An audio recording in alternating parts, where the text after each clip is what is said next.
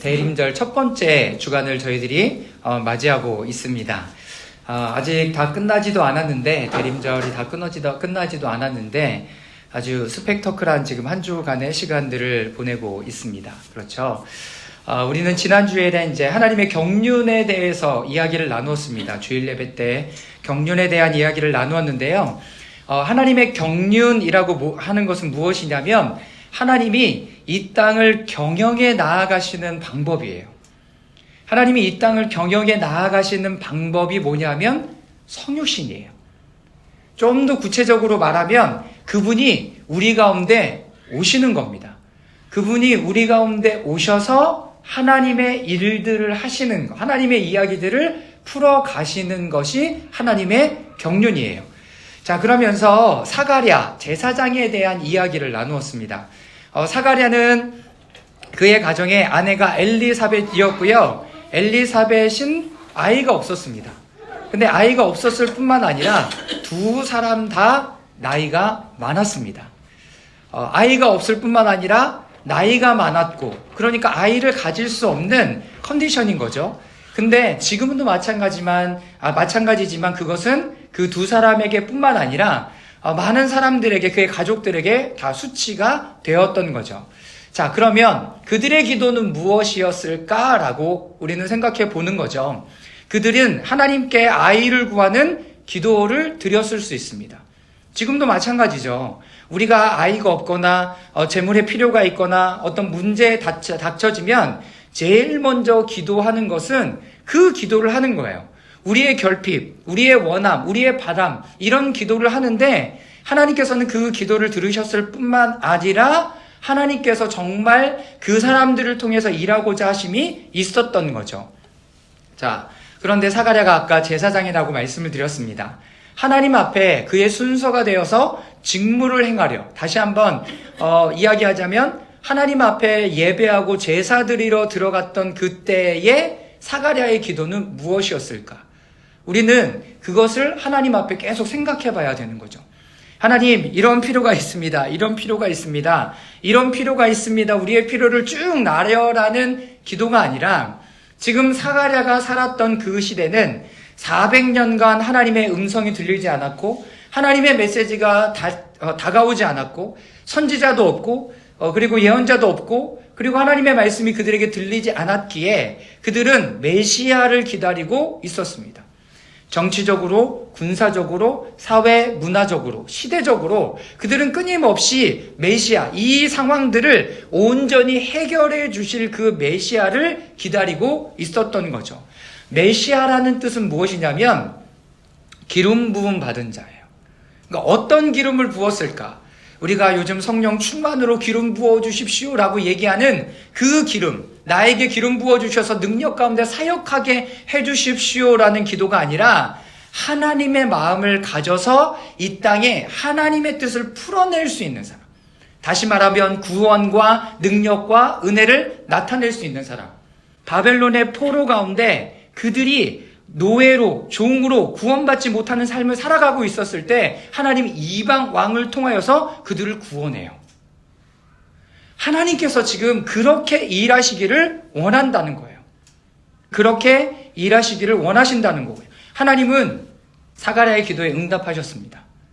사가랴의 기도에 응답하셨는데 어떻게 응답하시냐면, 내가 너희 가정 가운데 자녀를 줄 건데 그 자녀는 어떤 자녀다? 그 메시아가 올 길을 예비하는 자다라고 얘기하면서 이사야에서 예언되었던 그 아이에 대해서 이야기하는 거죠.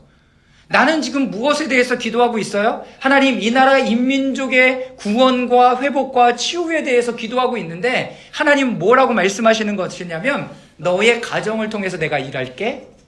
너와 내 아내와 너의 가정 가운데서 태어날 그 요한이라고 얘기할 그 아이를 통해서 내가 일할게 라고 하나님 이렇게 말씀하신다는 거예요. 사가랴의 기도는 뭐였어요? 나라와 민족을 위한 기도. 사가랴의 기도는요, 실제였습니다. 그걸 우리가 어떻게 받아들일 수 있냐면, 우리는 지난 화요일, 수요일 그 40 몇 년 만에 또 계엄을 맞이했어요. 그것도 새벽에.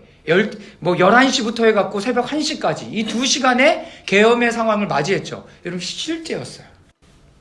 실제. 여의도에 살았던 사람들은요, 진짜 그 앞에 걸어 나갔대요.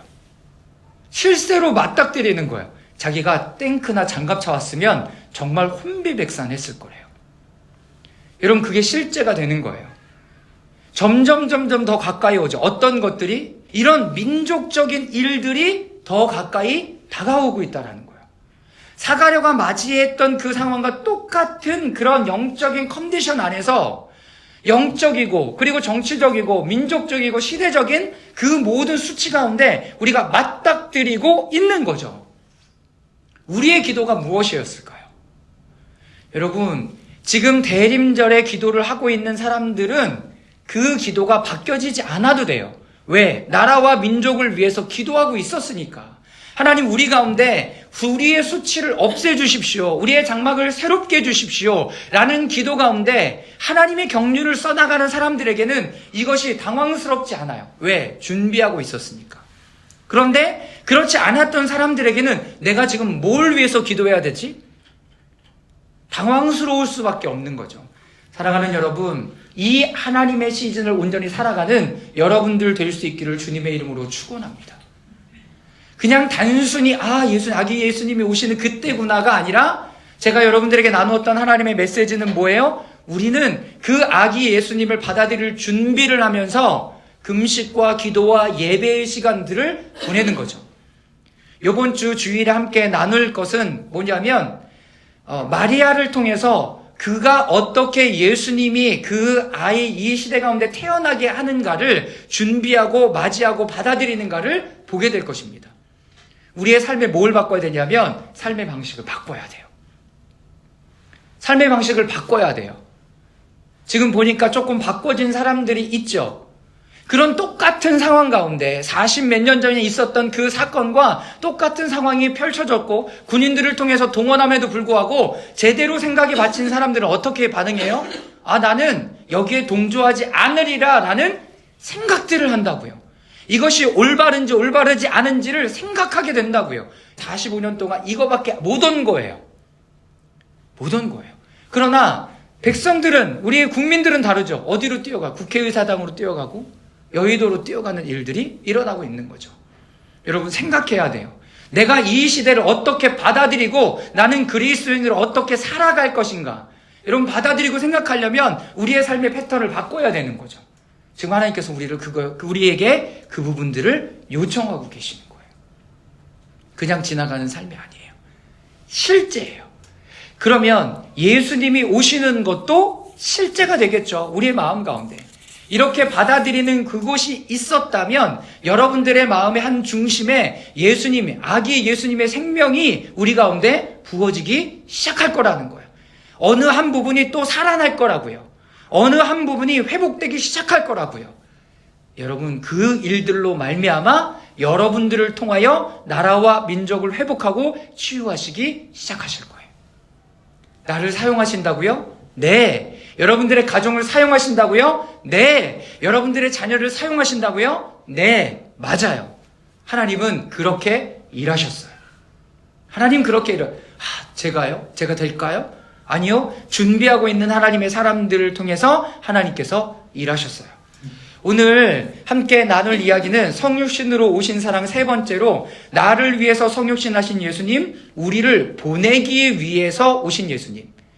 우리가 금요기도회 때 계속 나누고 있는 것 첫 번째는요, 우리의 수치를 없애기 위해 오셨다고 했어요.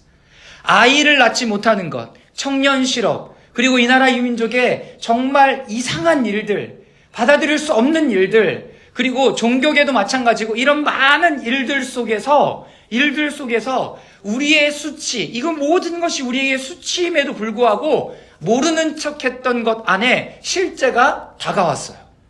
실제가 다가왔죠. 얼마나 부끄러워요.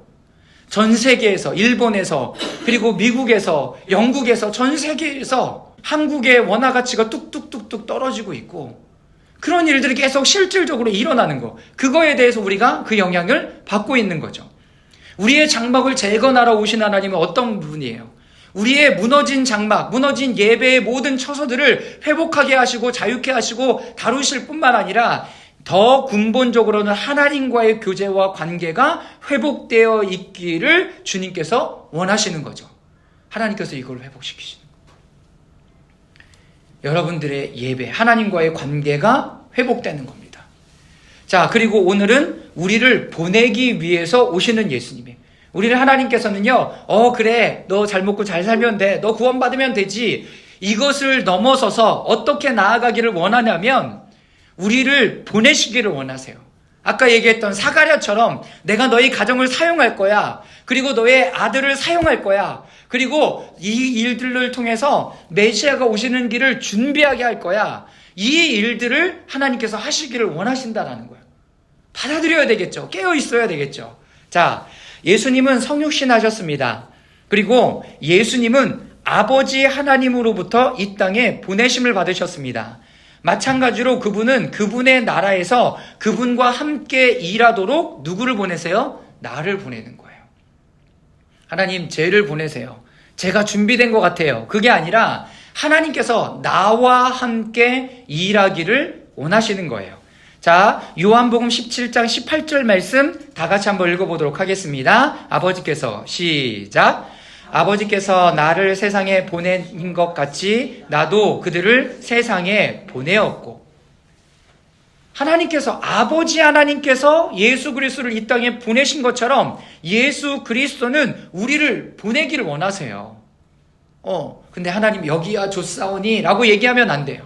변화산에서 예수님의 제자를 통해서 거기에 머물러 있으면 안 돼요. 하나님 초막셋을 짓 때 하나님 누구를 위해서, 하나님 누구를 위해서, 하나님 누구를 위해서 이렇게 하는 게 아니라 우리 안에 하나님, 이제 우리가 하나님의 변화된 모습을 보았으니 우리도 그렇게 살아가기를 원합니다. 이렇게 움직여져야 되는 거죠. 성령에 충만한 것도, 기름 부으심 받는 것도, 그러면서 우리가 하나님 앞에 그렇게 날마다 새로워져 가는 거죠. 자, 요한복음 20장 21절입니다. 시작. 아버지께서 나를 보내신 것 같이 나도 너희를 보내노라. 하나님 너무나 보내길 원해요. 그런데 여러분들이 너무나 잘 알고 계신 것처럼 마태복음 28장에 보면 하늘과 땅의 모든 권세를 내게 주노니 라고 얘기하면서 내게 주어졌으니 그러므로 너희는 가서 모든 민족으로 제자를 삼아 아버지와 아들과 성령의 이름으로 세례를 주고 내가 너에게 분부한 모든 것을 어떻게 하래요? 가르쳐 지키게 하래요. 복음을 전하는 것뿐만 아니라 그 사람들이 어떻게 하는 거? 가르쳐 지키는 것까지도 해야 된다라는 거예요. 복음이 끝이가 아니에요. 거기서 끝이 아니라 그들이 지키는가? 계속 내가 가르쳤던 가르침으로 살아가고 있는가? 그래서 하나님의 말씀은 더욱더 구체적이 돼요. 근데 내가 세상 끝날까지 너희와 항상 함께 하시겠다라고 말씀하시죠. 하나님의 말씀은 뭐예요? 내가 너와 함께 하는 거. 함께 하는 거. 그래서 예수 그리스도의 십자가뿐만 아니라 성령 하나님께서 이 예수 그리스도 이후에 또 오실 뿐만 아니라 그 전에 성육신 하신 그 예수님이 우리 가운데 오시는 건 뭐예요? 우리와 하나 되기 위해서 오시는 거예요. 예수님의 십자가도 죄로 인해서 하나님과 하나 될 수 없으니 그 죄의 문제를 해결해 주셔서 우리가 하나 되기를 원하는 거예요. 구원의 삶은 여러분들이 하나님과 함께 살아가는 삶 자체가 구원의 삶인 거예요.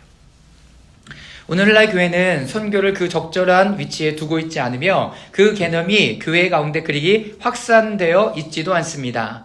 어떤 이들은 교회가 선교를 장려하지 않는다고 생각할지 모르겠습니다. 하지만 그것은 절대 사실이 아닙니다. 부활하신 후 그리스도가 하신 말씀에 의하면 교회는 본질적으로 선교이기 때문입니다. 그래서 요즘 시대에 계속 얘기되는 게 뭐예요? 미셔널 처치예요. 선교적 교회. 그런데 그 선교적 교회를 한국에만 좀 이상하게 적용을 해요. 선교하면 되지. 내가 헌금 보내서 선교사님들이 헌금 이렇게 선교하면 되지라고 얘기하지만 근본적으로는 여러분들 자체 그리고 우리 모두가 그 삶을 살도록 보내심을 받은 거예요. 그 삶을 살도록 보내심을 받은 거죠. 그래서 마태복음 28장 19절 말씀에 보면 그러므로 너희는 가서 모든 민족을 제자로 삼아 라고 얘기하는 거예요. 그게 우리에게 맡겨주신 일이에요. 여러분, 이 일이 안 될 때 어떤 일이 벌어지는 줄 아십니까?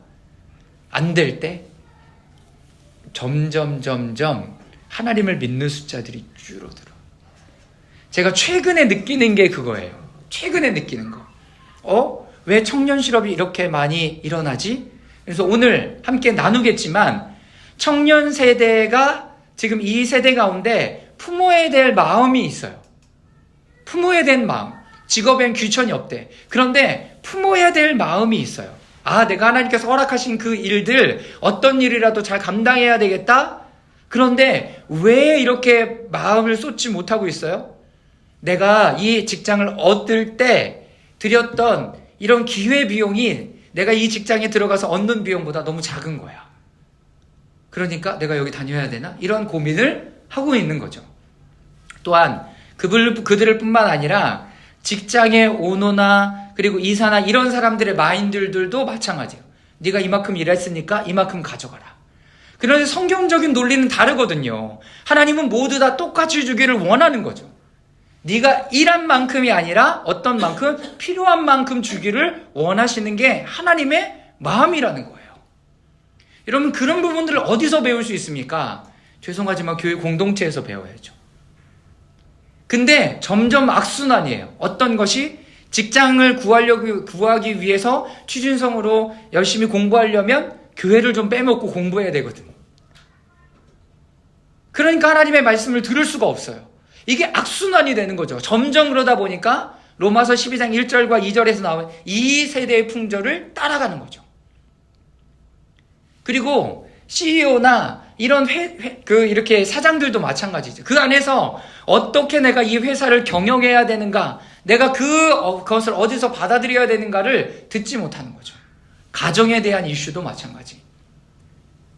여러분, 교회들이 점점 줄어들고 있잖아요. 예배들이 점점 줄어들고 있잖아요. 근데 우리는 되게 신기해요. 예배를 점점 늘려가려고 해요. 점점. 주일 예배뿐만 아니라 금요 예배 계속 드리고 옮겼죠. 새벽에도 모이려고 애쓰죠.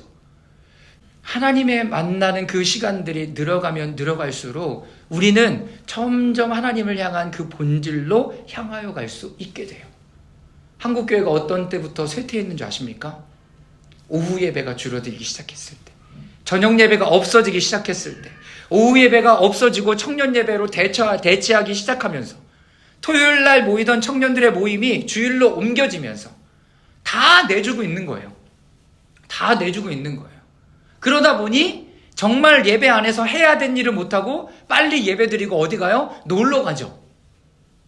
여러분, 이것이 지금 한국교회가 맞닥뜨려진 그 상황이에요. 그러니 올바르게 우리가 품어야 될 마음과 내용들을 듣지 못하는 것이 악순환이 되고 있는 거죠. 사랑하는 여러분, 오늘 하나님께서 우리를 보내시기를 원하셨다라는 마음을 여러분 마음에 새기십시오. 그러면 나를 어디로 보냈을까? 내 가정으로 보냈어요. 여러분들이 알바하는 그 자리로 보냈고 여러분들의 직장에 그 자리로 보내신 거예요. 그런데 저는 능력이 없습니다 라고 고백할 수도 있어요. 그렇기 때문에 하나님의 마음을 더 구해야 하는 거죠. 자, 여기에 저명한 신학자이자 전례학자인 알렉산더 슈메만이라는 사람이 이렇게 기록합니다. 제가 읽어볼게요. 교회의 선교적 차원을 회복하는 것이 오늘날 우리에게 가장 절실한 과제이다. 우리는 매우 기초적인 진리를 회복해야 한다. 그것은 바로 교회가 본질적으로 선교이며 교회의 뿌리는 그리스도의 명령인 그러므로 너희는 가서 모든 민족으로 제자를 삼아라는 것이다. 선교의 열의와 목적을 잃은 크리스천 공동체는 이기적이고 자기중심적이며 내가 누구를 향해서 가고 내가 여기서 어떤 것을 섬겨야 되는지를 잃어버리면 어떤 일들이 일어나냐면 자기중심적이 돼요. 나 이거 빨리 하고 어디 가야지? 빨리 하고 뭐 해야지? 나 이거 해야 되는데. 하나님이 주셨던 그 마음을 잃어버리는 거예요.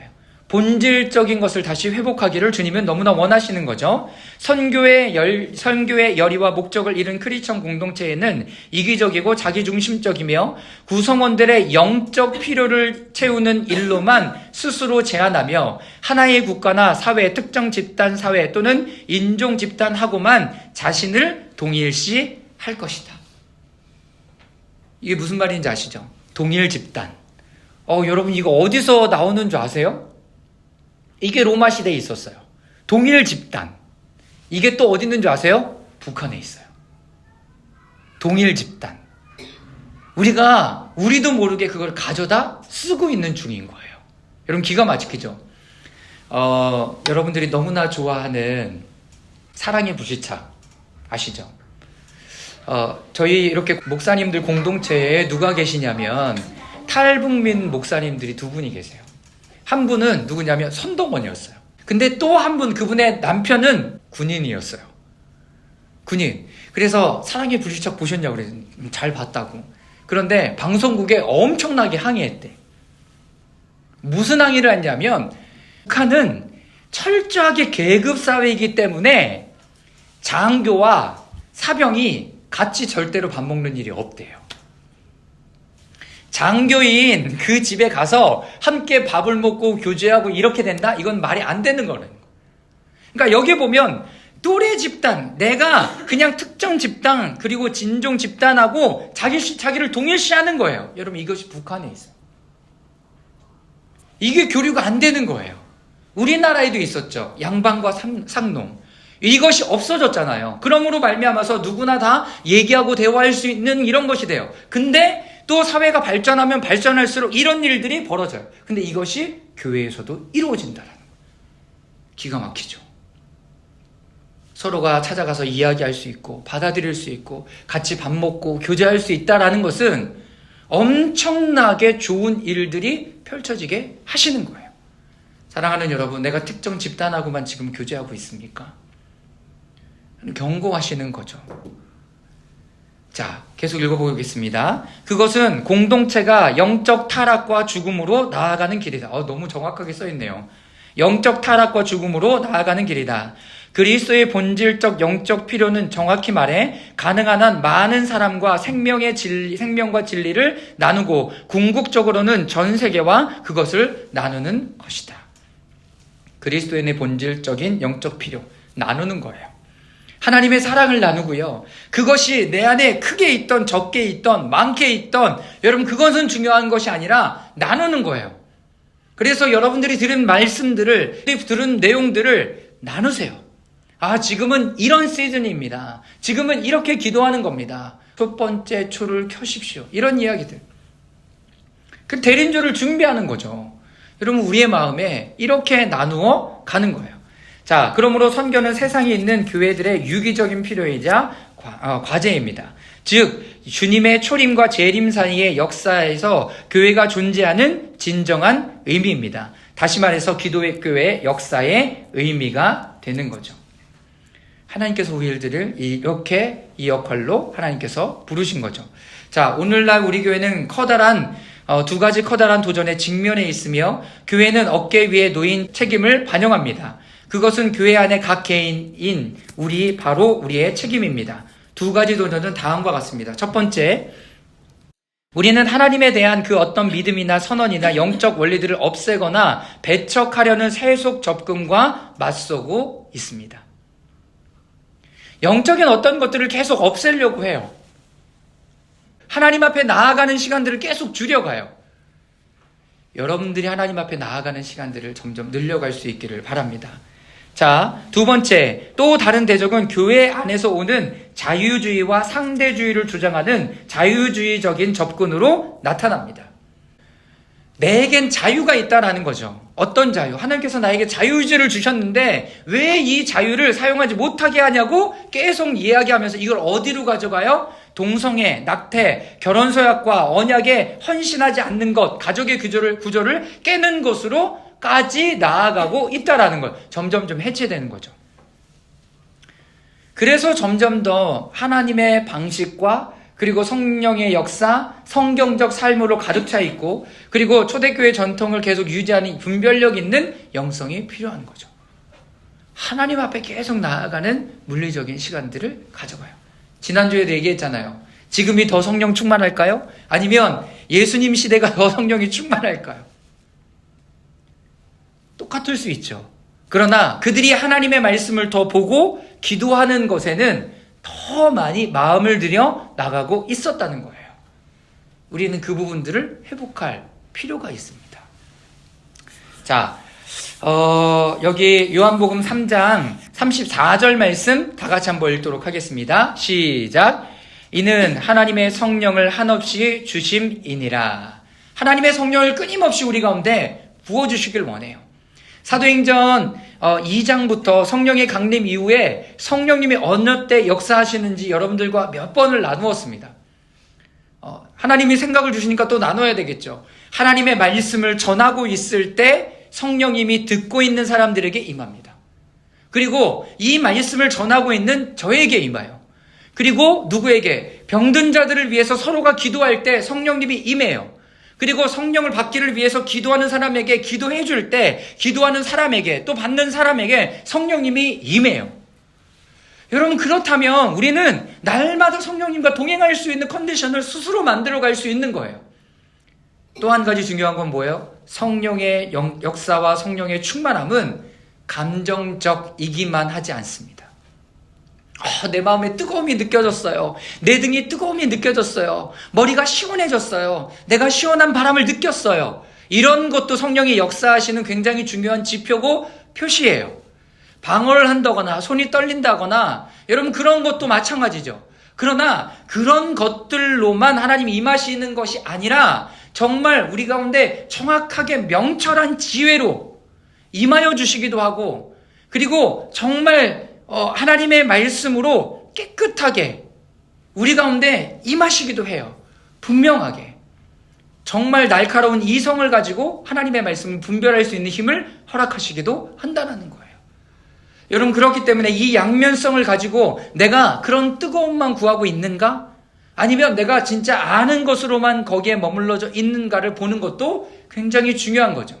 그러나 성령님은 여러분들이 말씀을 듣고 있을 때, 말씀을 전하는 자에게, 그리고 서로를 위해서 기도할 때, 병낫기를 위하여 기도할 때, 그리고 성령의 세례를 받기를 원하는 사람들에게 성령의 충만한 세례를 부어주신다라는 것을 여러분 기억할 수 있기를 바랍니다.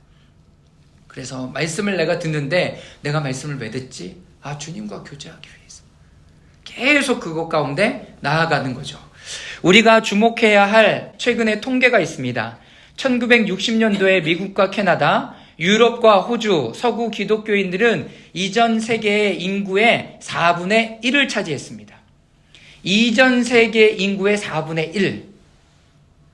자, 그런데 2000년도에는 이들은 전 세계의 인구의 6분의 1을 차지했습니다. 늘었다는 거예요? 줄었다는 거예요? 네, 줄었어요. 2050년대에는 이들의 수가 전 세계 인구의 10분의 1을 차지하게 될 것이라고들 이야기합니다. 점점 줄어가는 거죠. 10분의 1을 차지한대요.